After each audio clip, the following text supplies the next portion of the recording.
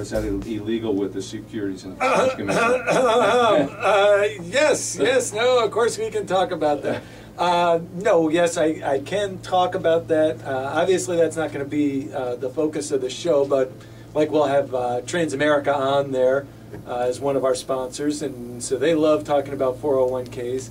And yeah, to be quite honest, that was a big part of my world before, but the PEO world, the professional employer organization world, has really taken over for me, and working with Evan and getting the whole show going and everything, we really are focused in that direction. So that's really where the heart lies now, is saving business owners money and improving their bottom line.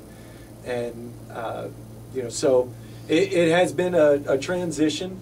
It's a completely different world. The nice thing about it is that it's really just a matter of saving money for employers. And the amazing thing is, I think about it all the time, because we've got a lot of girls out there and some guys calling for us, making phone calls and reaching out to companies. And the amazing thing to me is how often they will send us their information on their policies or their payroll companies that they're currently working with, and how often we can save them $5, $10, $20, $40,000 for their company's bottom line. And it's just shocking how many people are not aware of how much money they're letting walk out the door. It's keeping I mean, the biggest thing with being in business is not how much money you make, but how much you keep. Exactly. You know, that's the big thing with it. Now you have with the PEO experts, you know, obviously your the bottom line is that when you come in to work with a company, you're going to handle their payroll and you're going to handle their workers' comp. Those are the two requirements of working with PEO experts, right? Correct. We do those two, or we do nothing. Okay. Occasionally we can find an owner that's workers' comp exempt that would certainly like to go on payroll, minus workers' comp being billed, but the focus is everybody we do payroll for is covered by comp, and that's what the true model of the PEO is. Yeah, yeah.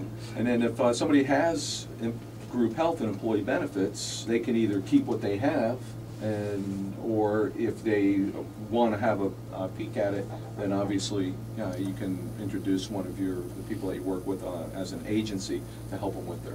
Maybe like the Wareheims, Yeah, would they? maybe. That would be someone that would. We're kind of busy right now. Yeah, right. At Disney World all the time, you have no time for that. Yeah, To take that question with Dave a step further, it's certainly not that he's getting away from the financial world, but there's so many resources available to them just from the PEO alone. Each PEO we deal with, they have an internal plan with that, and the Humanas of the world, and then they have their own 401ks with the Jane Hancocks and all those guys. John Hancock, excuse me. Jane Hancock. But it's really out of respect to the client. When you get into health insurance, there's 1,000 ways that coverage can spider web. Same thing with retirement.